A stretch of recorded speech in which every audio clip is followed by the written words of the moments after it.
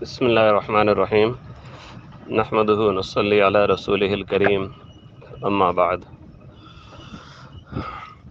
آج کی یہ نشست یزید بن معاویہ کے دور حکومت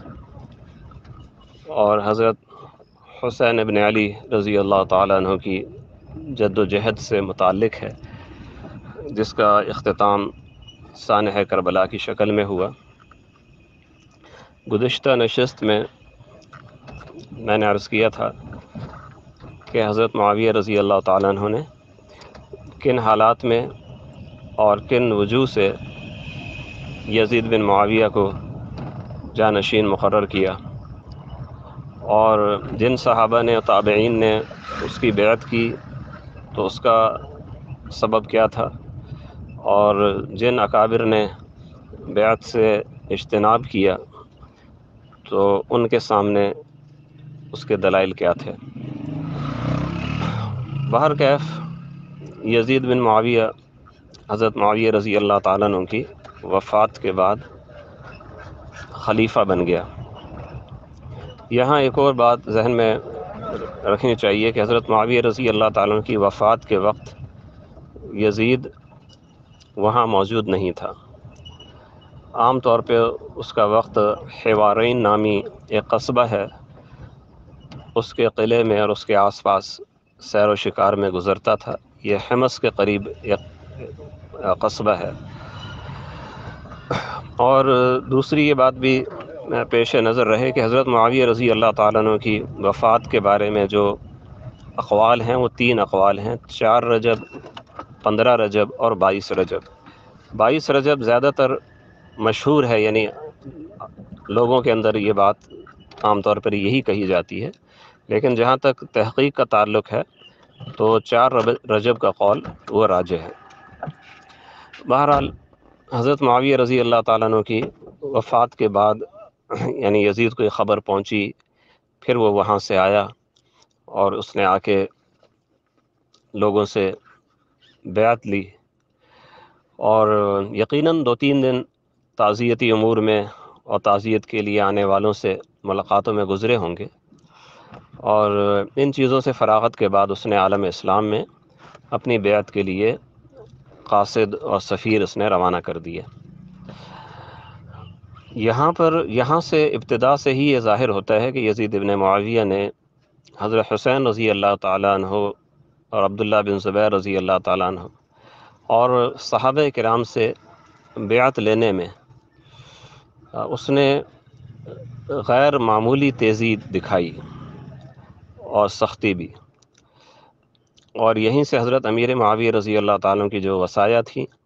ان کی خلاف ورزی شروع ہو جاتی ہے، اور اس غلطی کی بنا پر آگے چل کے حالات بگڑ گئے، اور اس کی وجہ سے یزید کو مزید فیصلے کرنے پڑے، اور وہاں بھی اس نے غلطی کی، تو یوں غلطی در غلطی ہوتی چلی گئی، اور اس کی وجہ سے متعدد سانحے یزید کے دور میں رونما ہوئے، جن سے یزید کو بری الذمہ قرار نہیں دیا جا سکتا۔ تو پہلی چیز جو تھی، حضرت امیر معاویہ رضی اللہ تعالیٰ کی وصیت جو طبقات ابن سعد میں ہے اور جسے حافظ ابن کثیر نے نقل کیا ہے، اس میں یہ تھا کہ صحابہ کرام کے ساتھ عزت و احترام اور نرمی کا، مہربانی کا برتاؤ کرنا۔ یزید یہاں پہ ہمیں اس کے برعکس نظر آتا ہے۔ اس کی جانب سے جو قاصد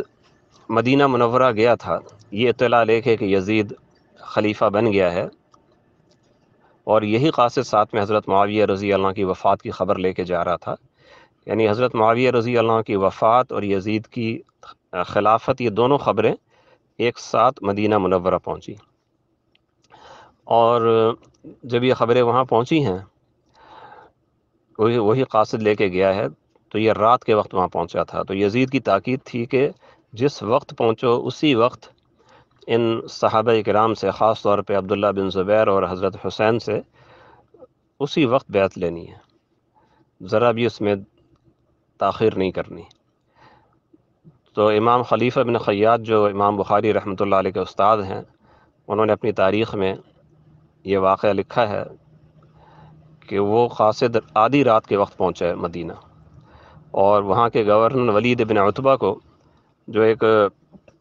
شریف النفس اور نرم دل آدمی تھے، ان کو یہ بتایا۔ تو ولید بن عتبہ حضرت امیر معاویہ رضی اللہ عنہ کی وفات پر انہوں نے بہت غم کا اظہار کیا، ان پہ گریہ طاری ہو گیا۔ قاصد نے ساتھ ہی اگلا حکم بھی دیا کہ فوری طور پہ ان حضرات سے ابھی بیعت لینی ہے۔ تو ولید ابن عتبہ بہت حیران ہوا، لیکن بہرحال حکمران کا حکم تھا، تو اس نے ان دونوں حضرات کو بلایا۔ ظاہری حضرات اس وقت گھر میں آرام کر رہے ہوں گے، تو نیند سے ان کو اٹھایا گیا، یہاں گورنر ہاؤس میں ان کو لایا گیا اور ان کو کہا گیا کہ اب یزید کی بیعت کریں۔ تو چونکہ ان حضرات کا جو موقف تھا اصل، کچھ میں اس پر روشنی پہلے بھی ڈال چکا ہوں گزشتہ نشست میں، مزید تھوڑا سا میں اس کو واضح کر دیتا ہوں کہ ان حضرات کا موقف یہ تھا کہ اس طریقے سے باپ کے بعد بیٹا، تو اس سے کیا ہوگا کہ جبکہ افضل لوگ موجود ہیں، یہ باپ کے بعد بیٹا، اور بیٹا بھی وہ جو کہ امت میں جس درجے کے لوگ موجود ہیں ان کے ہوتے ہوئے وہ بہت پیچھے آخری صف میں وہ نظر آتا ہے معیار کے لحاظ سے۔ تو اس سے کیا ہوگا کہ جو میرٹ ہے اس پر تقرریاں، اور امت کے سب سے بڑے عہدے کی تقرری جب میرٹ پہ نہیں ہوگی تو پھر یہ تو موروثیت ہی بن جائے گی۔ تو جو حضرت امیر معاویہ رضی اللہ عنہ کے دلائل تھے اس بارے میں تو میں پیچھے عرض کر چکا ہوں، پچھلی نشست میں دہرانے کی ضرورت نہیں ہے۔ مطلب وہ یہ سمجھتے تھے کہ اہل شام اسی طریقے سے مطمئن رہیں گے، اور ان کو دیکھ کے باقی امت بھی، چاہے وہ دل سے قبول کرے یا مصلحتاً قبول کرے یا ناراضی سے قبول کرے، وہ قبول کر لے گی، فتنہ پیدا نہیں کرے گی۔ لیکن ان حضرات کا یہ کہنا تھا کہ ایسے میرٹ ختم ہو جائے گا اور صرف موروثیت وہ ایک چیز رہ جائے گی۔ تو امیر معاویہ رضی اللہ عنہ چاہے نیک نیتی سے کیسے ایسا کیا، لیکن بعد کے لوگ اس کو اپنے لیے دلیل بنا لیں گے اور بری نیت کے ساتھ صرف اپنی ذاتی اغراض کے لیے اپنے اولاد کو مسلط کرتے رہیں گے۔ تو مسلمانوں کا جو طرز حکومت ہے، جو خلفۂ راشدین نے ایک منہج دیا، ایک طریقہ دیا کہ جو افضل امت ہوتا ہے، بہترین شخص، اس کو قیادت سونپی جاتی ہے، اس کی جگہ یہ ایک بادشاہت جیسی حکومت بن جائے گی، اور قیصر و کسریٰ کا جو طرز ہے وہ مسلمانوں میں رائج ہو جائے گا۔ تو یہ اختلاف حضرت حسین رضی اللہ تعالیٰ، عبداللہ بن زبیر رضی اللہ تعالیٰ عنہ، یہ دونوں وہ صحابی تھے اس دور میں کہ جنہوں نے عزیمت کے راستے کو اختیار کیا، یعنی ان کے نزدیک عزیمت یہ تھی کہ اس موقع پہ کم از کم ہم اپنی رائے اور اپنے فتوے کے اوپر ہم باقی رہیں، اور اس کا طریقہ یہ ہے کہ ہم بیعت نہ کریں۔ یعنی اگر ہم نے بھی بیعت کر لی تو گویا ہم نے اپنے ہی فتوے کی مخالفت کر دی، اور جن صحابہ نے بیعت کی ان صحابہ نے اس طور پر کی کہ اس وقت میں امت کو کسی خانہ جنگی کے امکان سے بھی دور رکھنا چاہیے۔ تو نہ چاہتے ہوئے بھی، یہ جانتے ہوئے کہ یزید بہترین نہیں ہے، امت کے بہترین لوگوں میں سے نہیں ہے، قابل قبول لوگوں میں سے ہو سکتا ہے مگر بہترین نہیں ہے۔ تو ان دونوں حضرات نے عزیمت کا راستہ اختیار کیا، یعنی یہ چاہتے تھے کہ ہم اپنے فتوے پہ قائم رہیں، اور دیگر حضرات نے ان احادیث کو دیکھا کہ جن میں فتنے کے موقع پہ گوشہ تنہائی اختیار کرنے کا مشورہ دیا گیا ہے یا حکم دیا گیا ہے، تو ان احادیث کو دیکھا۔ تو خلاصہ یہ کہ حضرت عبداللہ بن زبیر اور حضرت حسین رضی اللہ تعالیٰ عنہ یہ یزید کی بیعت نہیں کرنا چاہتے تھے، اپنے ضمیر کے فتوے پر یہ قائم رہنا چاہتے تھے۔ جب ان کو بیعت کے لیے بلایا گیا تو اس موقع پہ عبداللہ بن زبیر رضی اللہ تعالیٰ عنہ، جو بہت ہوشیار اور ذہین آدمی تھے، ولید بن عتبہ سے کہا کہ ہم جیسے لوگوں کو چوری چھپے تنہائی میں بیعت نہیں کرنی چاہیے، بلکہ آپ کو چاہیے کہ ہم جیسے لوگوں سے آپ مجمع عام میں بیعت لیں۔ تو ولید بن عتبہ کو یہ بات اچھی لگی اور اس نے کہا کہ ٹھیک ہے، کل آپ سے ہم عام اجتماع میں بیعت لیں گے، ابھی آپ جائیں۔ مروان بن حکم نے اسے کہا کہ ان دونوں سے ابھی بیعت لے لو، اور اگر نہیں یہ بیعت کرتے یزید کی تو انہیں قتل کر دو۔ مگر ولید بن عتبہ نرم دل آدمی تھا، اس نے ان دونوں حضرات کو اس وقت جانے دیا۔ یہ دونوں حضرات اپنے گھروں کو آ گئے، اور ان کو یہ معلوم تھا کہ ہمیں صرف ایک دن کی یعنی کل دوپہر تک کی مہلت ملی ہے، کل اگر ہم نے مجمع عام میں بیعت نہیں کی تو ہمیں قتل کر دیا جائے گا۔ تو اس لیے انہوں نے وہاں سے مکہ مکرمہ کی راہ لی، الگ الگ راستے سے، عبداللہ بن زبیر رضی اللہ الگ راستے سے، اور حضرت حسین رضی اللہ تعالیٰ الگ راستے سے مکہ معظمہ روانہ ہو گئے۔ مکہ معظمہ جب آپ یہ حضرات پہنچے ہیں، تقریباً یہ 7-8 دن کا سفر ہے، یعنی یوں سمجھیں کہ شعبان کے پہلے عشرے میں یہ لوگ مکہ معظمہ یہ حضرات پہنچ گئے، اور وہاں پہنچ کر بھی ان کا ذہن کسی فتنے کا اور قتل و غارت کا خدا نخواستہ نہیں تھا۔ اگر ایسا ہوتا، یہ چاہتے لوگوں کو اکٹھا کر کے اقتدار کے لیے یہ لڑنا چاہتے تو مدینہ میں بھی یہ لوگوں کو جمع کر سکتے تھے۔ مدینہ میں بھی جو حضرت حسین رضی اللہ عنہ کو مقبولیت حاصل تھی، جو عبداللہ بن زبیر رضی اللہ عنہ کو محبوبیت حاصل تھی، اس کے لیے کسی دلیل کی ضرورت نہیں ہے۔ تو آج کل کوئی جھوٹا سید کھڑا ہوتا ہے، جعلی طور پر اپنے آپ کو سید کہتا ہے، تو سینکڑوں مرید وہ بھی بنا لیتا ہے۔ یہ تو انتہائی عالی نسب لوگ تھے، اور ثبوت کے میں تو کوئی شک و شبہ ہی نہیں تھا، ان سے بڑا سید کون ہوگا، اور عبداللہ بن زبیر سے زیادہ کون شریف النسب ہوگا جو صدیق اکبر کے نواسے ہیں۔ لیکن انہوں نے ایسا کچھ نہیں کیا، چونکہ مقصد ان کا فتنے سے بچنا تھا، لیکن اس کے ساتھ یہ چیز تھی کہ ہمیں ہمارے ضمیر کے خلاف یزید کی بیعت پہ مجبور نہ کیا جائے۔ اب یہ یزید کی غلطی تھی کہ اس نے اس پہ اصرار کیا۔ مفتی رشید احمد صاحب رحمۃ اللہ علیہ نے ذب الجہول عن سبط الرسول، ان کی کتاب ہے جو احسن الفتاویٰ کا حصہ بن چکی ہے، اس میں انہوں نے واضح طور پہ لکھا ہے کہ خلیفہ کی بیعت نہ کرنا یہ کوئی گناہ نہیں ہے، اور ہر شخص پہ لازم بھی نہیں ہے کہ وہ خلیفہ کی بیعت کرے۔ اگر کوئی شرعی حکمران بن جائے، کوئی مسلمانوں کا خلیفہ ہو، تو اس خلیفہ پر بھی لازم نہیں کہ ایک ایک آدمی سے بیعت لے۔ ہاں، یہ ہونا چاہیے کہ انسان شورش نہ کرے، فتنہ نہ پھیلائے، اقتدار کے لیے لوگوں کو اپنی طرف دعوت نہ دے۔ تو یہ کام تو ان حضرات نے نہیں کیے تھے، صرف بیعت سے رک رہے تھے۔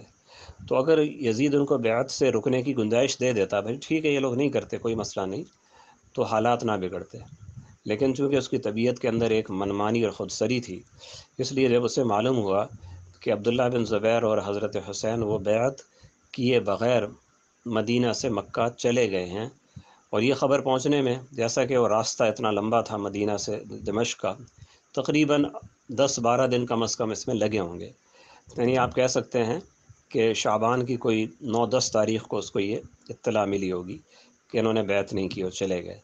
اور جو یزید جس چیز پہ بضد تھا وہ چیز نہیں ہو سکی۔ تو یزید نے اس کے بعد کیا کیا، اس بات پہ اسے اتنا غصہ آیا کہ اس نے ولید بن عتبہ کو، جو حضرت امیر معاویہ رضی اللہ کے زمانے سے حجاز کی گورنری ان کے پاس تھی، اور اچھے شریف نرم دل آدمی تھے، سمجھدار آدمی تھے، ان کو اس نے برطرف کر دیا، اور ان کی جگہ اس نے ایک بہت ہی سخت مزاج آدمی عمرو بن سعید کو مقرر کر دیا، جس کو عمرو بن سعید اشدق کہا جاتا ہے۔ اشدق کا ترجمہ، لفظی ترجمہ یہ ہوتا ہے وہ شخص جس کی بانچھیں چری ہوئی ہوں، یعنی ہونٹوں کے کنارے چرے ہوئے ہوں۔ یہ تو لفظی معنی ہے، اس کا اصل معنی ہے بدتمیز، جو گفتگو میں کسی کا لحاظ نہیں کرتا اور بیہودہ باتیں کرتا ہے، بدتمیزی کرتا ہے۔ اس کو اردو میں منہ پھٹ بھی کہا جاتا ہے اس کو۔ تو منہ پھٹ قسم کا آدمی تھا، اسے گورنر بنا دیا پورے حجاز کا۔ یعنی یہ مضمون بھیجا، خط بھیجا عمرو بن سعید کو ولید بن عتبہ کی طرف کہ تم برطرف ہو گئے ہو، اور عمرو بن سعید کا پروانہ سند، کہ یہ سند ہے تمہارے لیے کہ تم حجاز کے گورنر ہو۔ اب یہ آمد و رفت کا جو سلسلہ ہے، اس میں مزید تقریباً 15 دن لگے ہیں، اور اس لیے جو عمرو بن سعید بیٹھا ہے مدینہ منورہ میں، حجاز کی تولیت اس نے چارج سنبھالا ہے، تو یہ رمضان شروع ہو چکا تھا۔ جیسا کہ اس زمانے کے ذرائع آمد و رفت ایسے ہی تھے کہ اتنے معاملات کے اندر اتنا وقت گزر جاتا تھا۔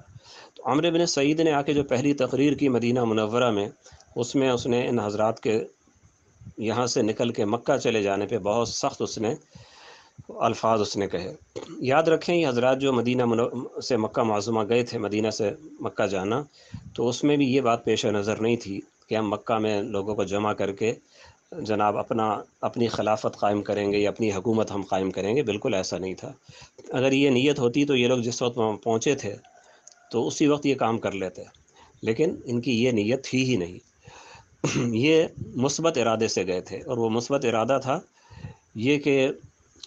جن کے جان و مال کا تحفظ جو ویسے بھی ہر انسان کے لیے ضروری ہے کہ وہ کرے، اور اپنی عزت کا تحفظ اور اپنے فتوے کا تحفظ، اس کے لیے گئے تھے۔ چنانچہ یہ وہاں پہ جا کے مسجد الحرام کے میں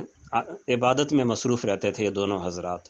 اور ان کے سامنے جو پیش نظر وہ قرآن مجید کی آیت تھی ومن دخلہ کان آمنا، سورہ آل عمران کی آیت ہے۔ اس کا مطلب یہ کہ جو حرم کی حدود میں داخل ہو گیا وہ مامون ہے، اور اس میں شرعی مسئلہ اس میں جو لکھا گیا ہے کتب فقہ میں وہ یہ کہ اگر کوئی جنگلی جانور جس کا شکاری پیچھا کر رہا ہو وہ بھی اگر حرم کی حدود میں داخل ہو گیا تو اسے بھی آپ کچھ نہیں کہہ سکتے۔ تو اگر جانور وہاں پر مامون ہے تو یہ نبی کا نواسہ اور صدیق کا نواسہ وہاں مامون کیوں نہیں ہوں گے؟ تو انہیں یہ خیال تھا کہ اگر ہم مدینہ میں رہے تو ایک تو حکومت ہم پہ ہاتھ ڈالے گی، اور دوسرا یہ کہ مدینہ کے لوگ بھی ہمارے دفاع میں کوئی نہ کوئی کھڑے ہو جائیں گے، تو مسئلہ بڑھ جائے گا، خونریزی ہو جائے گی، اور یہ بھی ہو سکتا ہے کہ بات بڑھے تو پھر شام سے لشکر آ جائے مدینہ پہ حملہ کرنے کے لیے۔ مکہ میں نہیں، یہ خطرہ اس لیے نہیں تھا کہ مکہ معظمہ قرآن مجید کی آیت کے مطابق مأمون ہے، تو یہ جیسا بھی ہو یزید اور اس کے ساتھی جیسے بھی ہوں وہ مکہ پہ حملہ کرنے کا گناہ وہ نہیں کریں گے۔ مگر ان کی توقع کے برعکس ہوا کہ جب پہلی رمضان کو عمرو بن سعید نے حکومت سنبھالی تو مدینہ میں پہلی تقریر میں اس نے کہا کہ اگر ان لوگوں نے پناہ لی ہے کعبہ میں تو کیا ہوا، ہم کعبہ کو ان کے اوپر جلا کے ان کو کعبہ سمیت جلا کے راکھ کر دیں گے۔ یعنی اتنے سخت الفاظ بولے کہ ان کو ہم چھوڑ نہیں سکتے، چاہے کعبہ جل جائے کوئی مسئلہ نہیں، ان دونوں کو ہم نے ختم کرنا ہے۔ تو یہ الفاظ اتنے سخت تھے کہ ان کی سنگینی کا ہم خود اندازہ لگا سکتے ہیں، اور یہ باتیں پھر حضرت حسین رضی اللہ تعالیٰ کے بھی پہنچ گئیں۔ تو وہ عبداللہ بن زبیر سے مشورہ کر رہے تھے اس بارے میں کہ ہمیں کیا کرنا چاہیے، تو عبداللہ بن زبیر کہتے تھے کہ آپ مکہ ہی میں رہیں۔ تو اس دوران کوفہ سے حضرت حسین رضی اللہ تعالیٰ کو خطوط آ رہے تھے مسلسل کہ آپ کوفہ تشریف لے آئیں اور ہم آپ کے ہاتھ پر بیعت کریں گے، آپ کی اطاعت کریں گے، آپ کی حفاظت کریں گے۔ تو حضرت حسین کو اب یہ پتہ چل چکا تھا کہ اگر میں یہاں رہا تو یہ لوگ مکہ پر بھی حملہ کریں گے، جیسے خود قسم کھا کے کہہ چکے تھے یزید کے جرنیل کے اپنے الفاظ یہ تھے۔ اور ظاہر ہے یزید نے خود اسے ایک نرم آدمی کو ہٹایا تھا، اس سخت ترین آدمی کو وہاں بٹھایا تھا، تو اسی لیے بٹھایا تاکہ جتنی سختی ممکن ہو کی جائے۔ یہاں کچھ لوگ یزید کے دفاع میں کہتے ہیں، جیسے مناطق سملی صاحب نے کافی زور لگایا اس پہ کہ یزید کی طرف سے بہت زیادہ نرمی کی گئی تھی کہ یزید رجب سن 60 میں گورنر ہوا، اور اس کے 5 مہینے کے بعد محرم سن 61 ہجری میں حضرت حسین شہید ہوئے۔ تو یزید نے تو 5 مہینے حضرت حسین کو رعایت دی تھی۔ تو مطلب یہ کہ وہ تو ایسے باغی تھے کہ ایسے باغی کا سر کچلنا چاہیے تھا، کوئی اور ہوتا تو فوراً سر کچل دیتا، لیکن یہ تو یزید کے اور اس کے افسران کی نرمی تھی کہ حضرت حسین کو انہوں نے چھوڑے رکھا، موقع دیا، حتیٰ کہ جا کے جب بات قابو سے باہر ہو گئی تو محرم میں جا کے حضرت حسین قتل کیے گئے، اور اپنی غلطی کی وجہ سے قتل کیے گئے۔ یہ وہ بیانیہ ہے جو ناصبی حضرات کا ہے، اور آج کل ہماری صفوں کے بہت سے لوگ اسے اختیار کیے ہوئے ہیں۔ تو ان کی خدمت میں عرض ہے کہ آپ ذرا دیکھ لیں یہ نرمی کہاں پر ہے۔ وہ تو اس زمانے میں پیغام آنے جانے میں، فیصلے کرنے میں، لشکر تیار کرنے میں اتنا ٹائم لگ جاتا تھا، تو یہ 5 مہینے اس زمانے کے لحاظ سے آج کل کے 5 دن ہیں۔ تو اور پھر اس میں آپ دیکھیں کہ یزید نے اپنے طور پر تو ایک دن بھی تاخیر نہیں کی۔ جیسے ہی پتہ لگا کہ ولید بن عتبہ نرم ہے اور یہ لوگ اس کے ہاتھوں میں نہیں آئے تو فوراً گورنر تبدیل کر دیا۔ اور یہ الگ بات کہ اس زمانے کے اندر جو سفری سہولیات تھیں ان کے لحاظ سے اس عزل و نصب میں تقرری اور معزولی کے اندر 1 مہینہ لگا۔ اور عمرو بن سعید نے آتے ہی جو پہلی تقریر کی اس نے ایک دن بھی توقف نہیں کیا، پہلے ہی دن ارادے ظاہر کر دیے کہ مکہ پہ حملہ کریں گے ان لوگوں کے خلاف۔ یہ الگ بات کہ مکہ معظمہ میں ہمیشہ سے شروع سے رمضان کے اندر زائرین کا ہجوم ہوتا ہے، اور جب رمضان ختم ہوتا ہے تو شوال میں لوگ حج کے لیے آنا شروع ہو جاتے تھے۔ پہلے زمانے میں حج کے قافلے ایک ایک سال پہلے چل پڑتے تھے، تو ان میں سے سینکڑوں قافلے شوال میں اور سینکڑوں ذی القعدہ میں اور بہت سے آخری دنوں میں ذو الحجہ کے آغاز میں پہنچتے تھے۔ تو خلاصہ یہ کہ رمضان سے لے کے ذو الحجہ تک یہاں پہ ہجوم بہت ہوتا تھا۔ تو عمرو بن سعید کے لیے ممکن نہیں تھا، یزید کے لیے ممکن نہیں تھا کہ ان مہینوں کے اندر لشکر کشی کرتے، اس لیے کہ وہاں پہ حاجی بہت زیادہ ہے، تو کوئی جنگ اور کچھ لوگوں کو گرفتار کرنا ممکن نہیں تھا۔ اور یہ بات حضرت حسین رضی اللہ تعالیٰ کو معلوم تھی، تو اس لیے آپ نے حضرت عبداللہ بن زبیر سے اس بارے میں کہا کہ لا ان اقتل بمکانی کذا و کذا احب الی من ان یستحل الحرم بی، کہ اگر مجھے کہیں اور قتل کر دیا جائے، کسی بھی دنیا کے گوشے میں قتل ہو جاؤں، وہ مجھے پسند ہے، مگر یہ پسند نہیں کہ میری وجہ سے مقدس مقامات کی بے حرمتی ہو، یہاں پہ قتل و غارت ہو۔ لازمی بات تھی کہ اگر ان حضرات کی، حضرت حسین کی خاص طور پہ یہاں موجودگی میں حملہ ہوتا تو یہاں کے لوگ بھی دفاع کرتے، تو دونوں طرف سے لوگ قتل ہوتے۔ تو اس لیے جو حضرت عثمان رضی اللہ تعالیٰ عنہ نے مدینہ کی حرمت بچانے کے لیے قتال نہیں کیا، جان دے دی، حضرت علی نے انہی مقامات مقدسہ کی حرمت کا خیال کرتے ہوئے مرکز خلافت تبدیل کیا، تو حضرت حسین نے بھی اسی خیال سے ان علاقوں کو چھوڑا، مدینہ کو چھوڑا۔ پھر جب دیکھا کہ مکہ کو بھی یہ لوگ خراب کرنے سے اور خون ریزی میں ملوث کرنے سے باز نہیں آ رہے، اس کے لیے قسم کھا رہے ہیں کہ ہم حملہ کریں گے مکہ پہ، تو پھر آپ نے یہ سوچا کہ میں یہاں سے عراق چلا جاؤں، اور وہاں کے لوگ مجھے دعوت دے رہے ہیں، اس لیے ان کے پاس جانا مناسب ہوگا۔ اور یہاں پر یہ بھی یاد رکھیے گا کہ عام طور پہ لوگ اس صورتحال کو یوں بیان کرتے ہیں جیسے کوفہ میں جو لوگ حضرت حسین کو بلانے والے تھے، یا جو بھی اہل کوفہ تھے، سارے منافق، بے ایمان، رافضی، شیعہ، بے دین لوگ تھے۔ ایسا ہرگز نہیں تھا۔ عالم اسلام کے ہر شہر میں کچھ نہ کچھ منافق تھے، شام میں بھی تھے، دمشق میں بھی تھے، بصرہ میں بھی تھے، کوفہ میں بھی تھے، مدینہ مکہ میں بھی ہوں گے، ہر جگہ پر ہوں گے۔ اسی طریقے سے بزدل لوگ بھی ہر جگہ پر ہوتے ہیں، زر خرید لوگ بھی ہر جگہ ہوتے ہیں۔ جہاں تک مجموعی لوگوں کا تعلق ہے، مکہ میں بھی زیادہ اہل خیر تھے، مدینہ میں بھی، دمشق میں بھی، مصر میں بھی، اور کوفہ میں بھی۔ بلکہ کوفہ پہلی صدی ہجری میں مدینہ منورہ کے بعد سب سے بڑا علمی مرکز تھا۔ حضرت علی رضی اللہ تعالیٰ عنہ کے وہاں پہ سینکڑوں شاگرد جنہوں نے ان سے فقاہت سیکھی، اور حضرت عبداللہ بن مسعود رضی اللہ تعالیٰ عنہ کے تو کئی ہزار فقہا شاگرد وہاں موجود تھے۔ یعنی حضرت علی جب کوفہ پہنچے تھے تو وہاں پہ ہزاروں علماء نے، فقہا نے ان کا استقبال کیا تھا، جو حضرت عبداللہ بن مسعود کے شاگرد تھے۔ پھر حضرت علی نے اپنے کتنے شاگرد پیدا کیا وہاں پہ۔ تو کہنے کا مقصد یہ کہ مجموعی طور پر وہ اہل سنت ہی کا شہر تھا۔ اس زمانے میں اہل سنت اور تشیع کی تفریق تو تھی نہیں، سارے ہی مسلمان تھے اور صحیح العقیدہ تھے۔ ہاں، کچھ لوگ ان میں شیعان علی کے اندر ایسے بھی تھے جو سخت طبیعت کے تھے۔ اس زمانے کے شیعان علی میں پہلے بھی بتا چکا ہوں، وہ کوئی الگ مذہب نہیں تھا، وہی لوگ جو جمہور مسلمین تھے، انہی میں سیاسی نسبت کی وجہ سے اہل کوفہ یا اہل عراق کو شیعان علی کہا جاتا تھا، اور اسی طرح سیاسی نسبت کی وجہ سے اہل شام کو شیعان معاویہ یا شیعان عثمان کہا جاتا تھا کہ وہ قصاص عثمان کی تحریک انہوں نے چلائی تھی۔ یہ نسبتیں صرف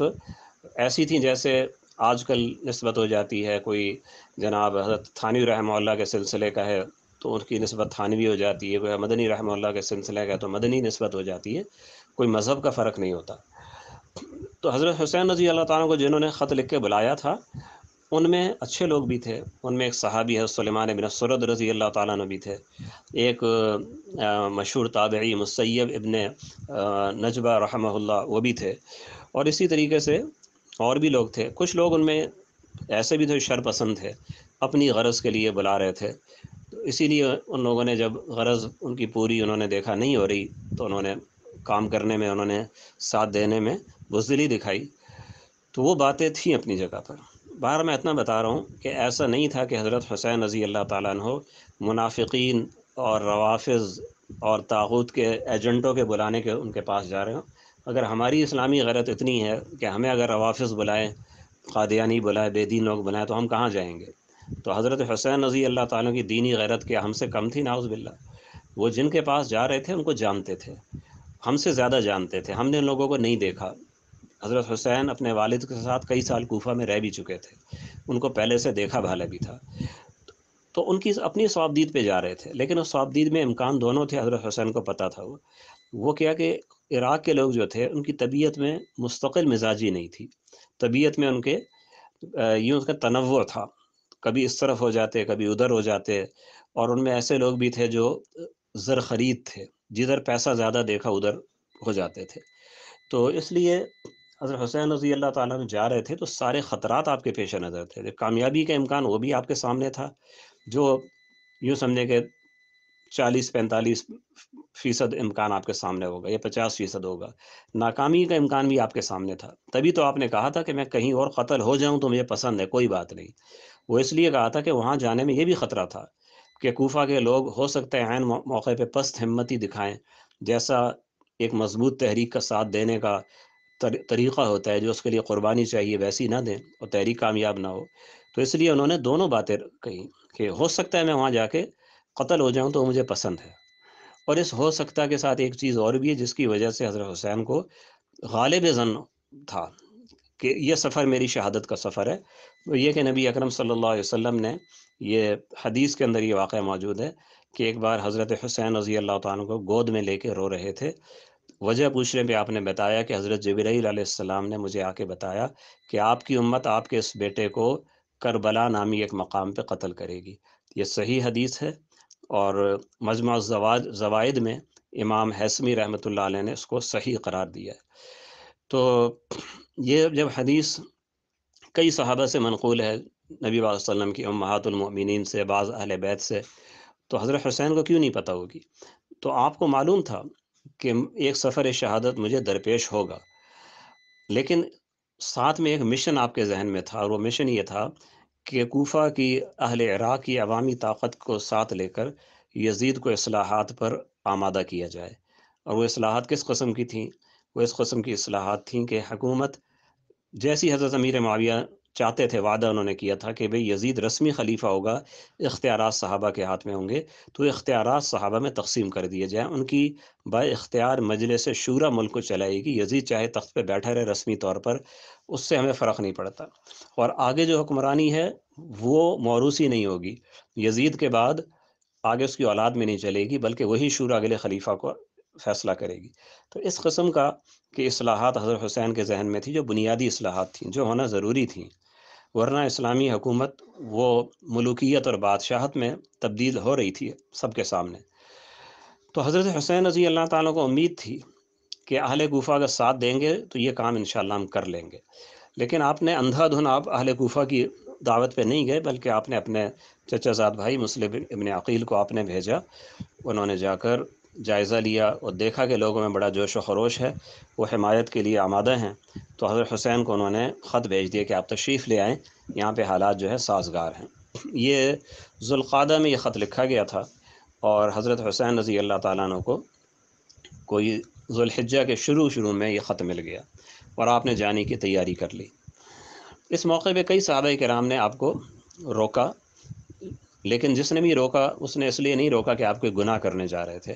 انہیں صرف خطرہ تھا کہ آگے چل کے یہ تحریک کامیاب نہ ہو، حضرت حسین شہید ہو جائیں، خطرے کی جو دونوں باتیں تھیں وہ دونوں ایسی تھی کہ حضرت حسین ان سے لا علم نہیں تھے،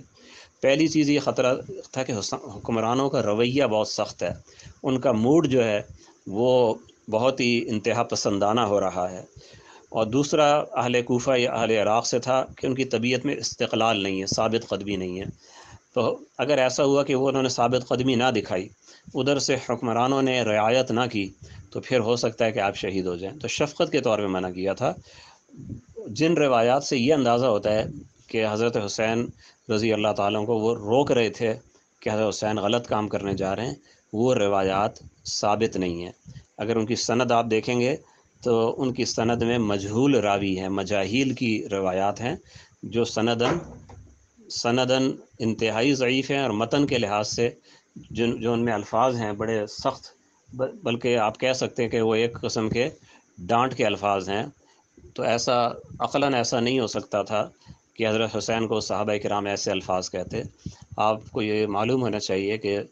حضرت حسین رضی اللہ تعالیٰ عنہ اور حضرت حسن رضی اللہ تعالیٰ عنہ بڑے بڑے صحابہ کرام ان کا ایسا ادب کرتے تھے جیسا کہ اپنے کسی شیخ کا ادب کیا جاتا ہے۔ یہ بخاری شریف میں روایت موجود ہے کہ حضرت حسن رضی اللہ تعالیٰ عنہ، عمار بن یاسر رضی اللہ تعالیٰ عنہ، یہ دونوں کوفہ میں لوگوں سے بات چیت کرنے گئے، تو اس بات چیت کے دوران حضرت عمار بن یاسر جو تھے وہ ممبر کی تیسری سیڑھی پر بیٹھے اور حضرت حسن کو ممبر کی اوپر والی سیڑھی پر بٹھایا۔ تو اتنا زیادہ ادب کرتے تھے یہ حضرات۔ تو البتہ یہ بات اپنی جگہ کہ بعض صحابہ کرام نے شفقتاً منع کیا تھا۔ عبداللہ بن عمر رضی اللہ عنہ کی روایت موجود ہے، عبداللہ بن عباس رضی کی روایت موجود ہے۔ اچھا، وہاں پہ یہ ہوا کہ مسلم بن عقیل نے جو کچھ کیا، لوگوں سے بیعت لی، وہ حضرت نعمان بن بشیر جو حضرت امیر معاویہ رضی اللہ کے زمانے سے مقرر کردہ گورنر تھے، وہ سب صورتحال ان کے سامنے تھی۔ لیکن یہ بیعت جو تھی یہ ایک اصلاحی تحریک کی بیعت تھی، جیسے آج کل بھی بہت سی اصلاحی تحریکیں چلتی ہیں یا ہمارے سامنے گزری، اس قسم کی بیعت تھی۔ یہ خروج یا بغاوت والی صورتحال ابھی پیدا نہیں ہوئی تھی، کیونکہ گورنر جو تھے کوفہ کے اختیارات ان کے پاس تھے، فوج ان کے پاس تھی، کوفہ پر مسلم بن عقیل کا قبضہ نہیں تھا، نہ انہوں نے کوشش کی تھی اس کی۔ بہرحال کچھ لوگوں نے حضرت نعمان بن بشیر کو کہا کہ اب مسلم بن عقیل بیعت لے رہے ہیں، آپ انہیں گرفتار کریں، سزا دیں۔ تو انہوں نے کہا کہ جب تک یہ اللہ کی حدود میں ہیں تو میں کچھ نہیں کروں گا، اللہ کی حدود سے باہر نکلے تو مجھ سے زیادہ سخت کوئی نہیں ہوگا۔ اس سے یہ معلوم ہوتا ہے کہ حضرت نعمان بن بشیر جو ایک صحابی تھے، ان کی نگاہ میں بھی یہ تحریک کوئی فتنہ نہیں تھی، کوئی بغاوت یا کوئی سرکشی نہیں تھی۔ اگر اس حد تک یہ ہوتی، یعنی اس کے اندر کوئی ایسے آثار پائے جاتے یا یہ لوگ شہر پہ قابض ہو جاتے، گورنر کو بے دخل کر دیتے وغیرہ وغیرہ، یا اس کی کوشش کرتے، تو پھر یہ چیز بغاوت ہوتی، پھر حضرت نعمان بن بشیر بھی فوجی طاقت استعمال کرتے۔ لیکن وہ اس فقہی دائرے کے اندر وہ چیز آ نہیں رہی تھی کہ جہاں ریاستی طاقت کا استعمال جائز ہوتا ہے اور جہاں پہ بغاوت کی تعریف صادق آتی ہے۔ تو اس لیے انہوں نے یہ کہا کہ اللہ کی حدود میں جب تک ہیں میں کچھ نہیں کروں گا، باہر نکلیں گے تو پھر مجھ سے زیادہ سخت کوئی نہیں ہوگا، یعنی ابھی یہ حدود کے اندر ہیں، باہر نہیں ہیں۔ لیکن یہ جب رپورٹ یزید کو پہنچی تو اس کے نعمان بن بشیر بہت نرمی برت رہے ہیں، تو یزید نے پھر مشورہ کیا کہ اب کیا کروں، تو اس نے ایک نصرانی سے جس کا نام سرجون ابن منصور تھا اس سے مشورہ کیا۔ یہ بھی آپ دیکھیں کہ یزید اپنے والد کی ایک ایک وصیت کو توڑتا جا رہا ہے۔ والد نے کہا تھا، ایک ٹیم والد صاحب دے کے گئے تھے صحابہ اور تابعین کی، یزید ان کو ہٹا کے دوسرے لوگوں کو لے کے آ رہا تھا۔ اور مزید یہ کہ والد صاحب نے اس کو کہا تھا کہ مشورہ کرنا نیک لوگوں سے، اچھے لوگوں سے۔ یزید مشورہ کس سے لے رہا ہے؟ ایک نصرانی سے مشورہ لے رہا ہے۔ اس نصرانی نے یہ کہا کہ آپ میری مانیں تو نعمان بن بشیر کو معزول کر کے عبید اللہ بن زیاد کو گورنر بنا دیں۔ تو یزید کو یہ بات بہت پسند آئی۔ عبید اللہ بن زیاد بہت سخت مزاج آدمی تھا، صحابہ کرام سے اس کی بدتمیزی اور توہین کے واقعات کتب حدیث میں موجود ہیں، اور عمر کوئی زیادہ نہیں تھی، کوئی 26-27 سال کا لڑکا تھا، نوجوان تھا۔ اس کو جناب گورنر بنا دیا کوفہ کا۔ اس نے کوفہ آتے ہی مسلم بن عقیل کو قتل کرا دیا، اور حضرت یزید کو اس نے خط بھیج دیا کہ میں نے قتل کرا دیا مسلم بن عقیل کو۔ تو یزید یہ خط پڑھ کے بہت خوش ہوا، اور اس نے جواب میں اس کو تعریف کی کہ تم نے بہت اچھا کام کیا، اور اچھے قابل لوگ ایسے ہی کام کرتے ہیں۔ اور مزید یہ کہ خط کا جو دوسرا ٹکڑا تھا اس میں اس نے کہا کہ بھئی اب حسین تمہاری طرف آ رہے ہیں۔ یزید کو اطلاع مل گئی تھی کہ مسلم بن عقیل کی طرف سے جو حسین کو اطلاع ملی تھی کہ یہاں سب کچھ ٹھیک ہے، آپ آ جائیں۔ تو حضرت حسین 7 ذی الحجہ کو روانہ ہو گئے تھے کوفہ کی طرف، اور یزید کو یہ خبر مل چکی تھی۔ تو اس نے عبید اللہ بن زیاد کو کہا کہ اب حسین تمہاری طرف آ رہے ہیں، تو سارے زمانوں میں تمہارے زمانے کو، سارے شہروں میں سے تمہارے شہر کو اس آزمائش میں ڈالا گیا ہے، اور ایسی آزمائشوں میں پڑھ کے لوگ یا تو بلند مرتبہ ہو جاتے ہیں یا ذلیل اور معزول ہو جاتے ہیں۔ تو یہ خط معجم کبیر طبرانی جو حدیث کی کتاب ہے اس میں موجود ہے۔ اس میں جو یزید کے وکلاء ہیں وہ یہ کہتے ہیں کہ دیکھیں یزید نے جو لکھا عبید اللہ بن زیاد کو، اس کا مطلب یہ ہے کہ حضرت حسین سے بہت نرمی کا معاملہ کرنا، کیونکہ بہت شفقت کا معاملہ کرنا، تمہاری آزمائش یہ ہے کہ دیکھیں تم ان کو کتنی عزت دیتے ہو، کتنا احترام کرتے ہو، عزت و احترام دے کے تم ترقی پاؤ گے، اور ان سے اگر تم نے سخت معاملہ کیا تو معزول ہو جاؤ گے، یہ معنی ہے اس کا۔ لیکن جو حالات ہیں بعد میں وہ اس معنی کا بالکل ساتھ نہیں دیتے۔ ساری دنیا جانتی ہے کہ عبید اللہ بن زیاد نے ان کو قتل کرایا تھا، ان کے خاندان سمیت قتل کرایا تھا، اور اس سلوک پہ یزید کی طرف سے عبید اللہ بن زیاد پر کوئی سرزنش، کوئی کارروائی نہیں کی گئی۔ تو اس سے سمجھ میں آ سکتا ہے کہ یزید عبید اللہ بن زیاد سے کیا چاہتا تھا۔ جو غلام ہوتا ہے اس کو زیادہ پتہ ہوتا ہے کہ آقا کا اشارہ کس طرف ہے، دوسرے لوگ سمجھ پائیں یا نہ سمجھ پائیں، اور غلام اپنے آقا کے اشارے کے مطابق ہی کام کرتا ہے۔ تو حضرت حسین جب کوفہ تک کے قریب پہنچے تو یہاں پہنچنے تک انہیں کوئی اطلاع نہیں ملی تھی کہ مسلم بن عقیل شہید کر دیے گئے ہیں اور نعمان بن بشیر معزول کر دیے گئے ہیں۔ عبید اللہ بن زیاد نے کوفہ میں دہشت طاری کر کے لوگوں کو گویا کہ ایک قسم کے سکتے میں مبتلا کر دیا ہے، لوگوں کو ایسے جھٹکے لگے ہیں کہ وہ حیران و پریشان ہیں۔ یہ اطلاع ان کو اس لیے نہیں ملی کہ عبید اللہ بن زیاد نے کوفہ اور اس کے آس پاس کے دیہاتوں میں سڑکوں پہ کرفیو لگایا ہوا تھا، کوئی قافلہ یہاں سے کوئی بلکہ دو آدمی، تین آدمی بھی اس طرف نہیں جا سکتے تھے عرب کی طرف، تاکہ کوئی اطلاع حسین کو نہ ملے۔ اگر ان کو اطلاع مل جاتی راستے میں تو ہو سکتا تھا پھر وہ کوئی نیا لاہ عمل اپناتے، جب ان کو معلوم نہیں تھا تو بے خبری میں کوفہ تک پہنچ گئے، قریب پہنچ گئے، اور عبید اللہ بن زیاد یہ چاہتا تھا کہ بے خبری میں انہیں پکڑ لوں اور پھر اپنے نمبر بڑھاؤں کہ یزید کو خوش کروں کہ دیکھیں میں نے ایک دم سے انہیں پکڑ لیا، ان کو حیران و پریشان کر دیا، جو آپ نے کہا میں نے کر دیا۔ لیکن ہوا یہ کہ وہاں کوفہ کی سرحد پہ جو افسر تھا وہ شریف آدمی تھا، اس نے حضرت حسین کو سب کچھ بتا دیا۔ گرفتار کرنا اس کے ذمہ تھا، لیکن اس نے صرف بتایا کہ حضرت اندر حالات تبدیل ہو چکے ہیں، مسلم بن عقیل قتل ہو چکے ہیں، اور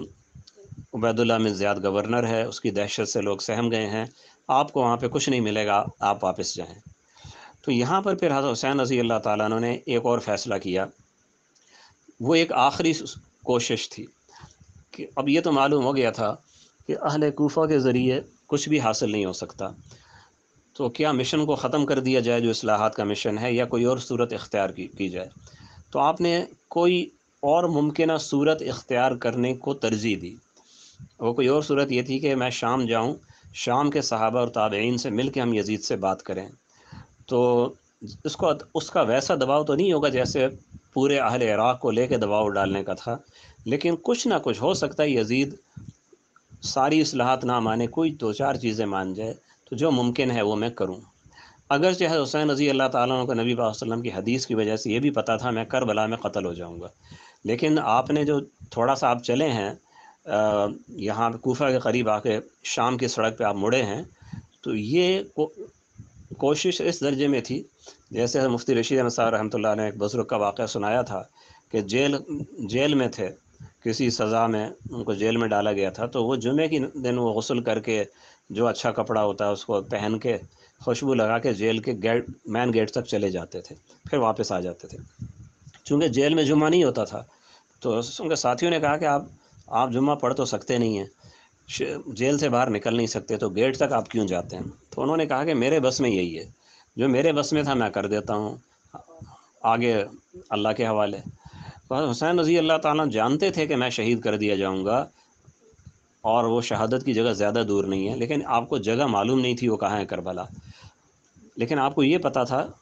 کہ جو مجھ سے ہو سکتا ہے وہ تو میں کروں۔ تو شام کی طرف جاؤں، ممکن ہے وہاں پہنچ جاؤں، اور ممکن ہے وہ شہادت کا زمانہ ابھی ہو۔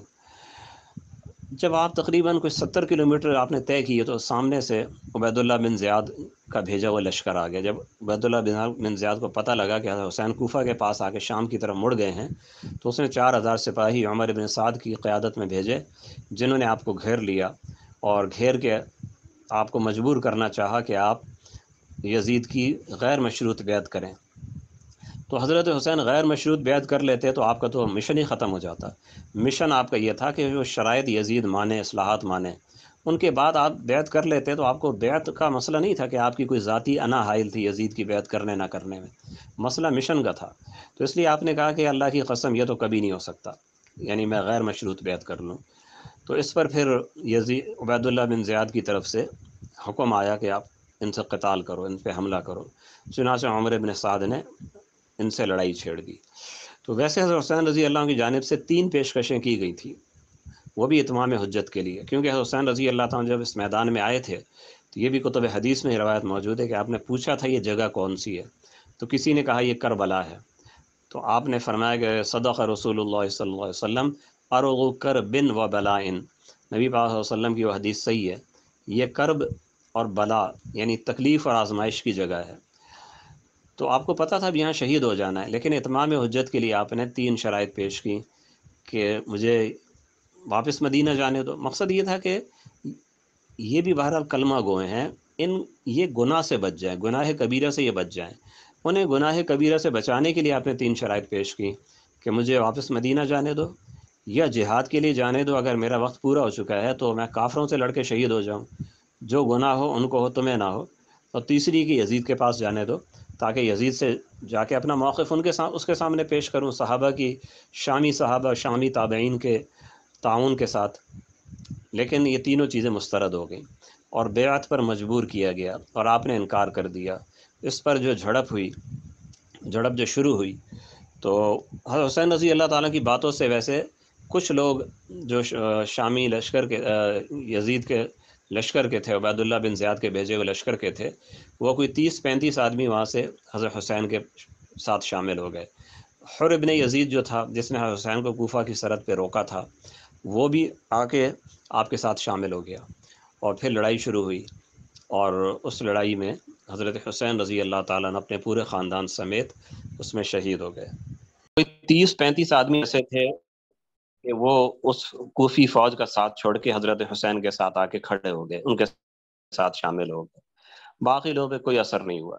اور وہ جو شرائط تھی عبید اللہ بن زیاد نے مسترد کر دی، وہ آپشن سارے مسترد کر دی، اور کہا کہ ایک ہی آپشن ہے کہ حضرت حسین غیر مشروط طور پر اپنے آپ کو ہمارے حوالے کر دیں اور غیر مشروط طور پر یزید کی بیعت کریں۔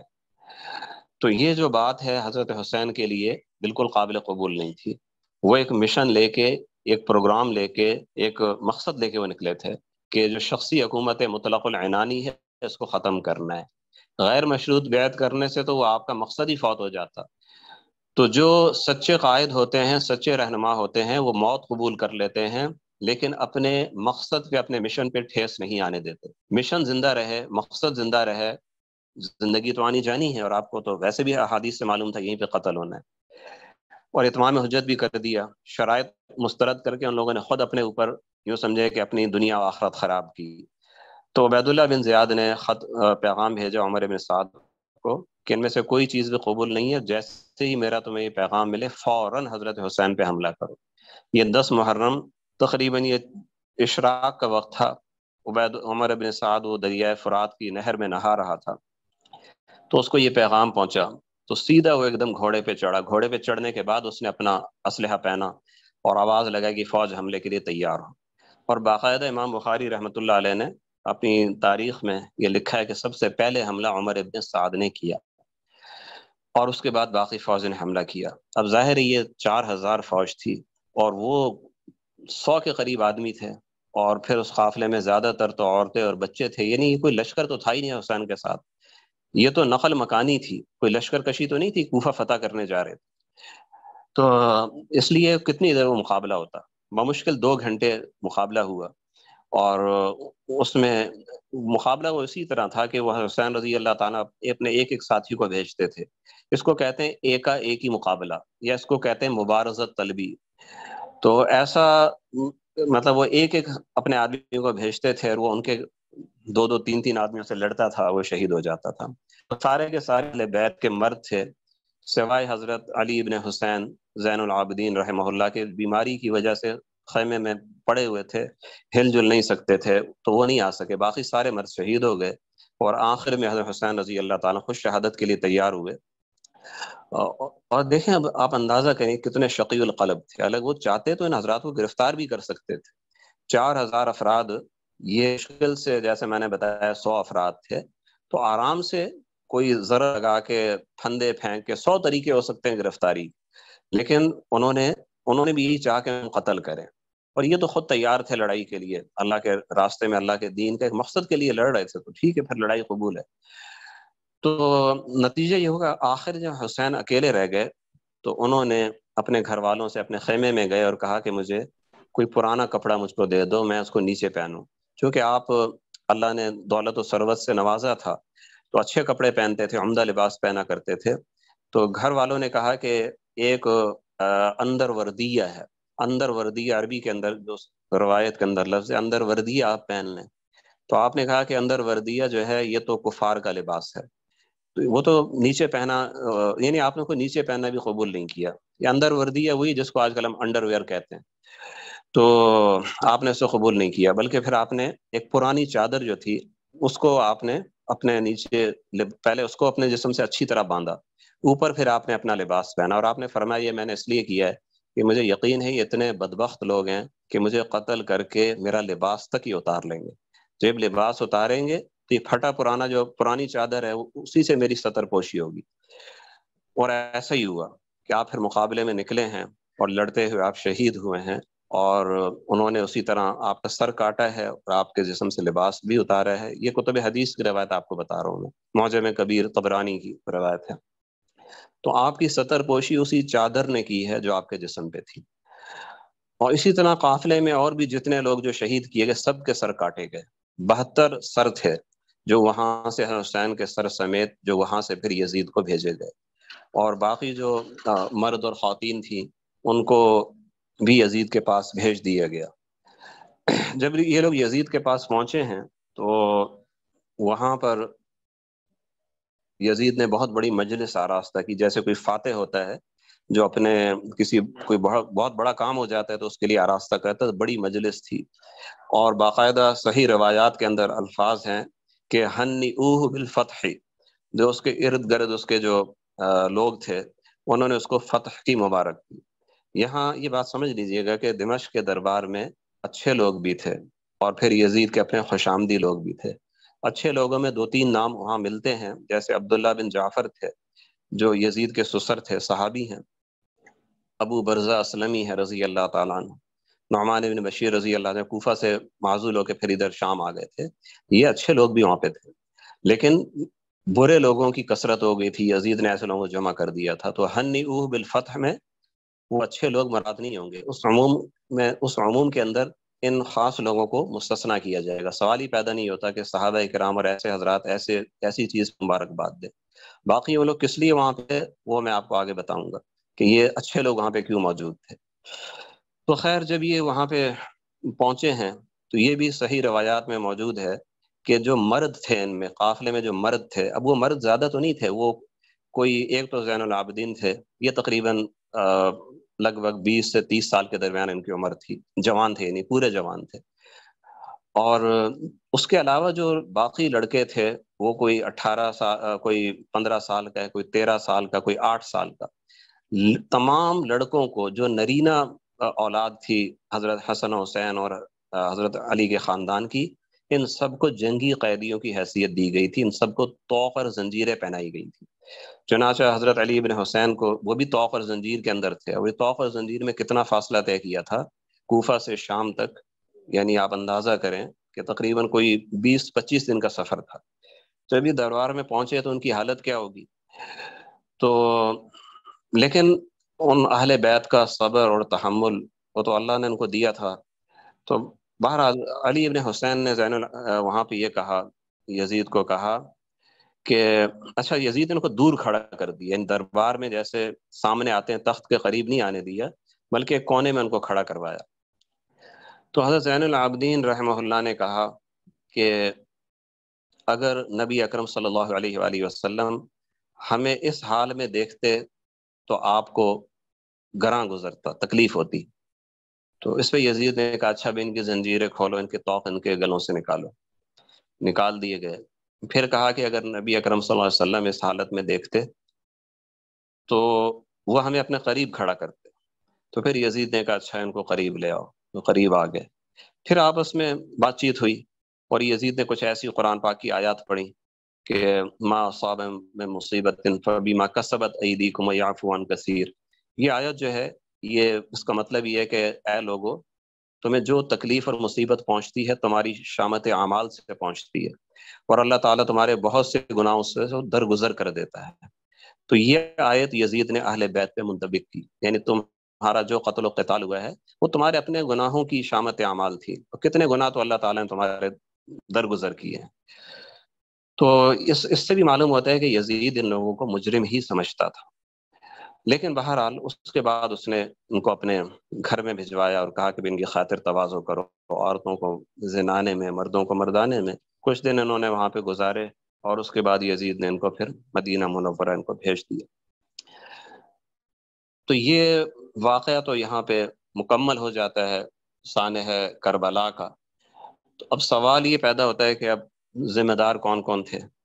کچھ ذمہ دار ایسے ہیں کہ ان کو تو کوئی مستثنا کر ہی نہیں سکتا، جیسے عبید اللہ بن زیاد ہے۔ تو اب کون کہہ سکتا ہے کہ وہ شریک نہیں تھا؟ ساری کاروائی اس نے کروائی تھی۔ یا عمر ابن سعد ہے جو فوج لے کے گیا تھا، یا شمر بن ذل جوشن ہے جو نائب سالار تھا اور جس نے آگے حضرت حسین کو اس کی نگرانی میں قتل کیا گیا تھا۔ معاملہ آتا ہے یزید کا۔ یزید اس مسئلے میں ملوث ہے یا اس کے ہاتھ بالکل پاک صاف ہیں؟ تو یہاں پر جو روافض کا جو بیانیہ ہے وہ تو یہی ہے، وہ تو بالکل ایک ہی بیانیہ ہے کہ یزید پورا پورا ملوث تھا، اسی کے حکم سے یہ سارا کام ہوا ہے، یعنی اس پورے واقعے کا ہر جز جو ہے اس کا ذمہ دار ہوا ہے۔ اور چونکہ اس نے امام معصوم کو اس نے قتل کرایا تو لہٰذا وہ بالکل کافر اور مرتد، اور جو بھی اس کے ساتھی ہیں سارے کے سارے کافر ہیں۔ اور جو نواسب کا بیانیہ ہے، اور اب بہت سے ہمارے لوگ یعنی علماء دیوبند کے حلقے کے بھی بہت سارے لوگ، جیسے میں نے بتایا میرے ہم عمر ہیں یا مجھ سے چھوٹے ہیں، وہ بہت بڑی تعداد جو ہے نا وہ یزید کے یہاں پہ حق میں کھڑی ہوئی ہے۔ اور وہ یہ کہتے ہیں خود جو دارالعلوم دیوبند کے جو سب سے بڑے مفتی تھے، ابھی کچھ عرصے پہلے ان کا انتقال ہوا، صدر مفتی تھے، اور حضرت مولانا حسین احمد مدنی رحمۃ اللہ علیہ کے شاگرد تھے، یعنی میرے ہم عمر کیا جو مجھ سے بہت بڑے بھی ہیں نا، ان بڑوں کے اندر بھی اچھی خاصی تعداد ایسی ہے جو یہاں پہ یزید کے ساتھ کھڑی ہے، حسین کے ساتھ نہیں کھڑی۔ تو دارالعلوم دیوبند کی ویب سائٹ پہ کسی کا فتویٰ کسی نے پوچھا تھا، ابھی کوئی 4-5 سال پہلے کی بات ہے، تو جو جوابی فتویٰ آیا تھا ویب سائٹ پہ ہم دیکھ کے حیران ہو گئے، وہ بالکل یزید کے حق میں تھا وہ۔ تو خیر بہرحال میں خلاصہ بتا رہا ہوں کہ ایک طبقہ وہ ہے کہ جو یہاں پہ یزید کے ساتھ کھڑا ہے اور کہتا ہے کہ یزید کا اس میں کوئی دخل نہیں تھا، یزید نے شروع سے آخر تک بہت نرمی برتی اور جو کیا کرانا تھا دوسروں نے کیا۔ اب وہ دوسروں نے کیا، اس میں تو کچھ لوگ تو وہ ہے نا جو مانتے ہیں کہ عبید اللہ بن زیاد کی یہاں پہ زیادتی تھی، جیسے مولانا عتیق الرحمان سمری صاحب وغیرہ عبید اللہ بن زیاد کی اس کی زیادتی کو مانتے ہیں، مگر کچھ ایسے کٹر ناصبی ہیں کہ عبید اللہ بن زیاد کو بھی وہ معصوم کہتے ہیں، عمر ابن سعد کو بھی معصوم کہتے ہیں۔ یہ تھے جناب بر صغیر میں ناصبیت کے بانی محمود احمد عباسی، ان کی کتب جو ہیں خلافت معاویہ و یزید وغیرہ، اس کے اندر انہوں نے جو بیانیہ اپنایا ہے اس میں وہ صاف کہتے ہیں کہ کسی کا کوئی قصور نہیں تھا، یزید تو ویسے ہی معصوم عن الخطا ہے، عبید اللہ بن زیاد اس نے بھی کچھ نہیں کیا، اور عمر بن سعد وہ بھی ہیرو ہے امت مسلمہ کا بھی۔ کس طریقے سے؟ یہاں پہ وہ ایک من گھڑت کہانی بیچ میں لے آتے ہیں، اور اس من گھڑت کہانی پہ بھی لاکھوں لوگوں نے یقین کیا ہوا ہے۔ وہ اس طرح ہے کہ جی جب حضرت حسین وہاں پہنچے تھے کوفہ کے پاس، تو کوفی جو تھے، کوفی شیعان علی جو تھے، انہوں نے آ کے کربلا میں حضرت حسین پہ حملہ کیا، اور عبید اللہ بن زیاد نے فوج بھیجی کہ شیعان علی اور سبائیوں سے حضرت حسین کو بچائیں۔ تو لیکن فوج کے پہنچنے سے پہلے پہلے کوفہ کے سبائیوں شیعان علی نے حضرت حسین کو، ان کے خاندان کو شہید کر دیا، کیونکہ انہوں نے دیکھا کہ حضرت حسین تو حضرت یزید کے پاس جا رہے ہیں، تو حضرت حسین اور حضرت یزید دونوں مل گئے تو ساری امت جو ہے نا وہ بہت اوپر چلی جائے گی، اور جو نا دور عروج شروع ہو جائے گا مسلمانوں کا، ساری دنیا فتح ہو جائے گی۔ تو اس لیے سبائیوں نے راستے ان کو شہید کر دیا۔ تو عمر ابن سعد، شمر وغیرہ، ان سب کے نام کا وہ رحمہ اللہ لکھتے ہیں کہ جی ان حضرات نے آ کے بچانے کی کوشش کی تھی، مگر ان سے پہلے ہی وہ قتل ہو گئے تھے حضرت حسین کا خاندان۔ تو ان لوگوں نے بعد میں پہنچ کے پھر کوفہ کے شیعان علی سبائیوں کو قتل کیا۔ یہ بالکل من گھڑت کہانی ہے، کسی بھی روایت کے اندر، کسی ضعیف ترین روایت میں بھی اس کا وجود نہیں ہے۔ البتہ ایک مستشرق نے اپنی کتاب میں، اب وہ غالباً انگریزی میں یا فرینچ زبان میں کتاب لکھی گئی، اس کے اندر کچھ ایسا تھوڑا بہت لکھا ہے، اس نے بھی مختصر ہی لکھا ہوگا، اور ظاہر حوالہ اس کے پاس بھی کوئی نہیں تھا۔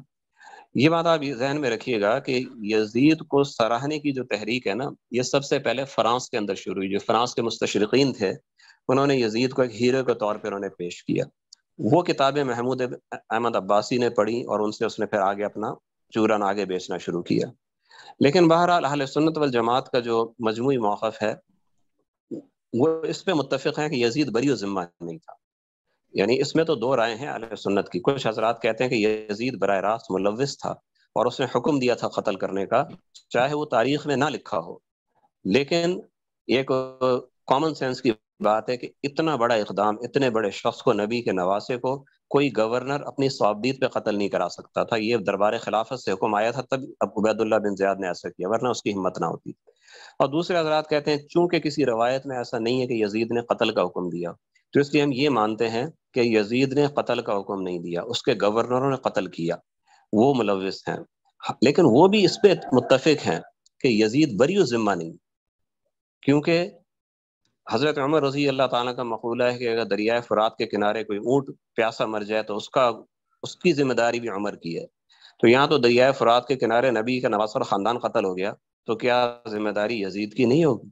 ملک کے اندر جو بھی اچھا یا برا ہوتا ہے، اور خاص طور پہ اتنا بڑا حادثہ اور حکمران صرف تماشا دیکھے، تو ذمہ دار ہوتا ہے اس کا.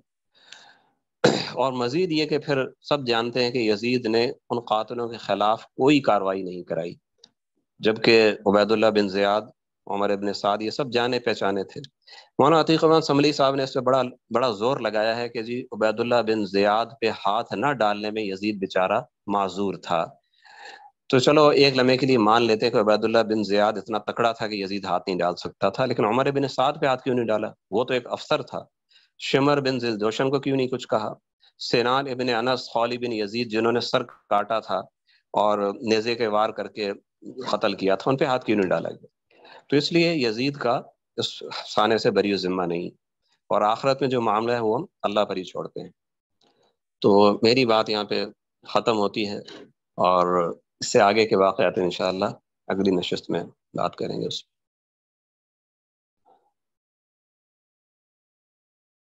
کوئی سوال ہو تو آپ کر سکتے ہیں، میں 3-4 منٹ بات کی جا سکتی ہے. میرے پاس تو ٹائم کی گنجائش ہے، آپ حضرات دیکھ لیں. تقریباً 11:45 تک میرے پاس ٹائم کی گنجائش ہے. السلام علیکم. وعلیکم السلام ورحمۃ اللہ. جی میرا سوال یہ ہے کہ میں نے شروع کا مس کیا تو شاید آپ نے وہاں پہ بتا دیا ہوگا، لیکن امام حسین رضی اللہ عنہ کے جو آبجیکٹو تھا پہلے مکہ جانا اور کوفہ جانا، وہ کیا یہ تھا کہ وہ بیعت لینا چاہتے تھے تاکہ وہ جو یزید نے بائی فورس جو بیعت لی تھی اس کا مقابلہ کر رہے تھے؟ اور کیونکہ یہ حدیث میں موجود ہے نا کہ اگر ایک یعنی کہ جو بیعت ہے وہ تو رائے سے ہوتی ہے نا، اتفاق سے ہوتی ہے، تو جو بائی فورس لیتا ہے تو وہ لیجیٹمیٹ رولر نہیں ہوتا. تو اس کے پہ تھوڑا سا آپ اپنا بتا دیں ذرا، جزاک اللہ خیر. دیکھیں اس بارے میں حضرت مفتی رشید احمد صاحب رحمۃ اللہ علیہ نے احسن الفتاوی میں اسی قسم کے سوال کے جواب میں پورا رسالہ لکھا ہے، کوئی میرے خیال میں 20-25 صفحات پہ. اور شیخ الاسلام مفتی تقی عثمانی نے حضرت معاویہ تاریخی عقائد کے آخر میں ایک باب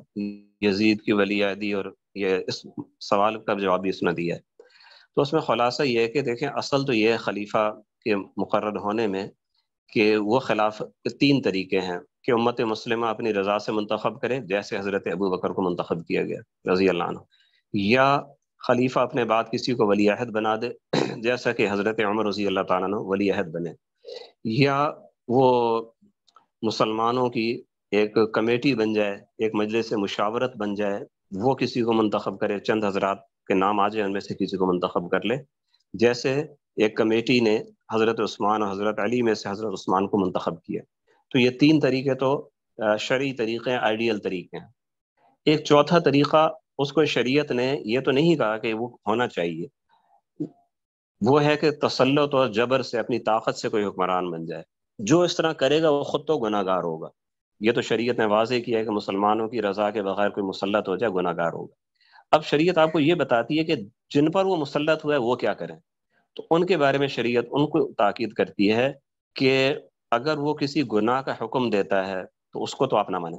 ٹھیک ہے، باقی معروف کے اندر یعنی وہ نیکی کی بات کرتا ہے یا جائز بات کہتا ہے اس کو آپ مانیں، اور اس کے خلاف آپ خروج اور بغاوت نہ کریں، مسلح آئی اس کے خلاف نہ چلیں. ٹھیک. اب یزید کا یہاں پہ جو تقرر تھا نا، وہ اگرچہ حضرت امیر معاویہ رضی اللہ عنہ کی جانب سے ولی عہد اس کو بنایا گیا تھا، لیکن امت کے ایک اچھے خاصے طبقے نے ولی عہدی کو قبول نہیں کیا تھا، یعنی اس کی ولی عہدی متنازعہ تھی. جب وہ خلیفہ بنا ہے تو وہ خلیفہ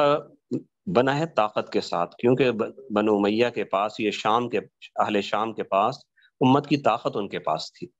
تو اسی لیے پھر صحابہ کرام کی بہت بڑی تعداد نے فتنے سے بچنے کے لیے، جن احادیث میں خانہ جنگی وغیرہ سے بچنے کی تاکید ہے، ان کی روشنی میں خروج نہیں کیا، خاموش بیٹھے، یزید کی بیعت کر لی. ٹھیک ہے. اب رہا حضرت حسین رضی اللہ تعالیٰ عنہ، کیا انہوں نے جو کیا تھا وہ خروج تھا؟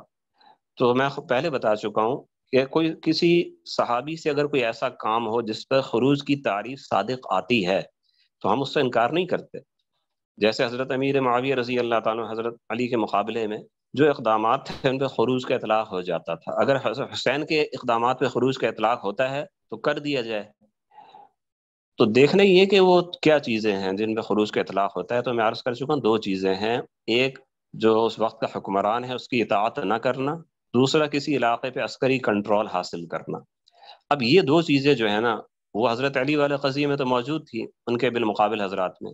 لیکن حضرت حسین کے قضیے میں شروع سے آخر تک کوئی ایسا موقع نہیں آیا کہ وہ کسی علاقے پہ ان کا عسکری کنٹرول ہو. اور حالات سے ایسا لگتا ہے کہ انہوں نے قصداً اس کی کوشش نہیں کی، ورنہ اگر وہ چاہتے تو وہ مدینہ منورہ میں بھی کر سکتے تھے. مدینہ منورہ میں آج کل کوئی جعلی سید کھڑا ہوتا ہے، نقلی سید کھڑا ہو کے آواز لگاتا ہے، آج کل بھی ہزاروں لوگ اس کے ساتھ ہو جاتے ہیں، وہ تو اصلی سید تھے، ان کی کسی کو شک بھی نہیں تھا، اس میں ہو ہی نہیں سکتا تھا. وہ اگر آواز لگاتے تو مدینہ پہ قبضہ کر کے اپنی تحریک شروع کر دیتے، چاہتے تو مکہ پہ جہاں حج کا موقع تھا تو اگر وہ 2-3 لاکھ حاجی ہیں ان کے اندر وہ کھڑے ہو جاتے، 40-50 ہزار آدمی تو ہو ہی جاتے ان کے ساتھ. ایسا بھی نہیں کیا. یہ بھی نہیں کیا کہ حاجیوں میں سے 8-10 ہزار کو ساتھ لے کے کوفہ جاتے، بلکہ صرف اپنے اہل و عیال کو لے کے نکلے ہیں. تو اس سے یہ معلوم ہوتا ہے کہ حضرت حسین رضی اللہ تعالیٰ عنہ قتل و قتال کے ذریعے اور علاقوں پہ عسکری قبضے کے ذریعے تحریک نہیں چلانا چاہتے تھے. وہ چاہتے تھے سیاسی طور پر موجودہ حکومت میں اصلاحات بڑے پیمانے پر ہوں، جیسے حضرت امیر معاویہ نے وعدہ کیا تھا کہ یزید صرف رسمی حکمران ہوگا، اختیارات صحابہ کے پاس ہوں گے. اور یہ بات کوئی صرف قیاس نہیں ہے، خود یزید کے اپنے الفاظ اس کی شہادت دیتے ہیں. جب حضرت حسین شہید ہو گئے تو یزید کے الفاظ موجود ہیں تاریخ میں، وہ کہتا تھا کہ کاش حضرت حسین کو میں اپنے پاس بلا لیتا اور جو وہ اختیارات چاہتے تھے میں ان کو دے دیتا، چاہے اس کی وجہ سے میرے اختیارات کم ہو جاتے. تو یہ یزید کے الفاظ موجود ہیں تاریخ میں. یہ الگ بات کہ جو یزید کی طبیعت تھی نا، اس کی طبیعت میں عملیت پسندی نہیں تھی. بنیادی طور پر وہ ایک شاعر تھا، اس کی شاعری کا دیوان موجود ہے، بڑا مشہور زبردست شاعر تھا. تو اس کے کام بھی شاعروں کی طرح تھے، باتیں بہت اونچی کرتا تھا. یہ جو بات اس نے کہی کہ حضرت حسین میرے اختیارات کم ہو جاتے، تو خدا کے بندے تم اب ایسا کر لو نا، تمہیں حضرت حسین کا مقصد پتہ لگ گیا، تم کہو کہ یار مجھ سے غلطی ہوگی، میں ان کو بچا نہیں سکا، یا جو ہو گیا سو ہو گیا، اب میں توبہ استغفار کرتا ہوں، جو حضرت حسین چاہتے تھے میں اب کر دیتا ہوں، اور اختیارات میں صحابہ کرام کو منتقل کر دیتا ہوں. لیکن اس نے ایسا بھی نہیں کیا. مفتی شفیع صاحب رحمۃ اللہ علیہ نے شہید کربلا میں لکھا ہے کہ حضرت حسین کی وفات کے بعد یزید کا رونا، شہادت کے بعد یزید کا رونا دھونا تو ثابت ہے. تو حضرت نے کہا کہ یزید کا یہ رونا دھونا وہ مطلب حقیقی تھا یا ظاہری نمائش تھی؟ حضرت نے فرمایا یہ تو اللہ علیم و خبیر بہتر جانتا ہے، دل کا حال تو اللہ جانتا ہے، ہم یزید پہ کوئی کامنٹ نہیں کرتے اس پہ. آگے حضرت نے فرمایا یہ تو اللہ علیم و خبیر جانتا ہے، لیکن یزید کی بعد کی زندگی بھی سیاہ کاریوں سے بھری ہوئی ہے کہ اس کے بعد بھی اس نے مدینہ پہ حملہ کرایا اور مرتے مرتے بھی مکہ معظمہ پہ حملہ کرایا. تو وہ کہتا کچھ تھا، کرتا کچھ تھا. حضرت امیر معاویہ رضی اللہ تعالیٰ نے ایک بار یزید سے پوچھا، جب ان کے ذہن میں اس کو ولی عہد بناؤں، تو پوچھا کہ تم کیسی حکومت کرو گے؟ تو وہاں بھی یزید نے شاعرانہ بات کہی. اس نے کہا کہ اللہ کی قسم میں حضرت عمر فاروق کی طرح حکومت کروں گا. تو حضرت امیر معاویہ نے فرمایا بھائی رہنے دو، میں نے حضرت عثمان کی طرح حکومت کرنا چاہیے، میں وہ بھی نہیں کر سکا، تم کہتے ہو کہ میں حضرت عمر فاروق کی طرح حکومت کروں گا. تو حضرت امیر معاویہ عملی آدمی تھے، اس لیے انہوں نے حقیقت بات بیان کر دی، اور یزید خیالی آدمی تھا. آپ کی بات کا جواب ہو گیا؟ ہاں جی، جزاک اللہ خیر۔ ایک اور سوال ذہن میں آ رہا تھا، وہ یہ ہے کہ جو احادیث ہیں کفر بواہ کے بارے میں، اوپن کفر، جی جی یعنی کہ جی جی اب یزید کیا اوپن کفر نہیں کر رہا تھا؟ کیونکہ حدیث میں یہی ہے نا کہ اس کی اطاعت کرو جب تک آپ کو کفر بواہ نظر آئے۔ جی جی تو جی جی دیکھیں اس پہ تو ہمارے علماء کا، اہل سنت کا اتفاق ہے اس پہ، ٹھیک ہے، کہ یزید کفر بواح نہیں کر رہا تھا، ٹھیک ہے، یہ صرف شیعہ کا نظریہ ہے کہ وہ کفر بواح کر رہا تھا، ٹھیک ہے۔ شیعہ جو کہتے ہیں وہ کفر بواح کر رہا تھا، وہ اس بات کو بیان اس لیے کرتے ہیں تاکہ صحابہ کرام پہ، ان صحابہ پہ الزام آئے جنہوں نے اس جد و جہد میں حصہ نہیں لیا تھا۔ دیکھیں یہ بات تو شیعہ اہل سنت پہ متفق علیہ ہے کہ اگر کفر بواح ہو جائے تو پھر خروج ضروری ہو جاتا ہے، پھر مسلمانوں کا اس حکمران کو تخت سے گھسیٹ کے نیچے اتارنا لازم ہو جاتا ہے۔ تو اگر کفر بواح ہوتا تو سوال ہی پیدا نہیں ہوتا تھا کہ یہ باقی صحابہ کرام بیٹھے رہتے، پھر تو سب کھڑے ہو جاتے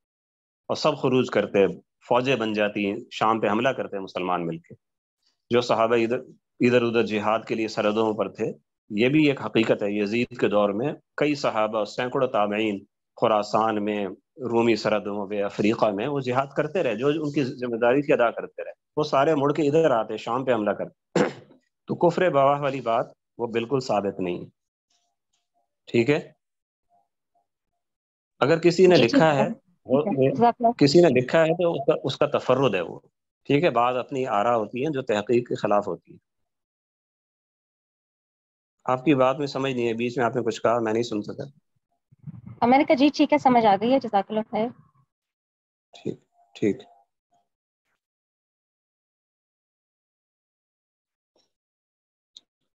میرا خیال ٹائم بھی پورا ہو چکا ہے، میرے پاس ہی مزید وقت نہیں ہے، ٹھیک ہے۔ اللہ تعالیٰ ہم سب کو یہ پڑھنا پڑھانا ہمارے لیے نفع مند فرمائے، اور اللہ تعالیٰ ہمیں تاریخ کو صحیح طور پہ سمجھنے کی، دوسروں کو سمجھانے کی ہمت و توفیق دے۔ میری طبیعت پہلے سے کافی الحمدللہ بہتر ہے، اور جو کمی ہے دعا فرمائے اللہ تعالیٰ اس کو بھی دور فرما دے۔ السلام علیکم ورحمۃ اللہ۔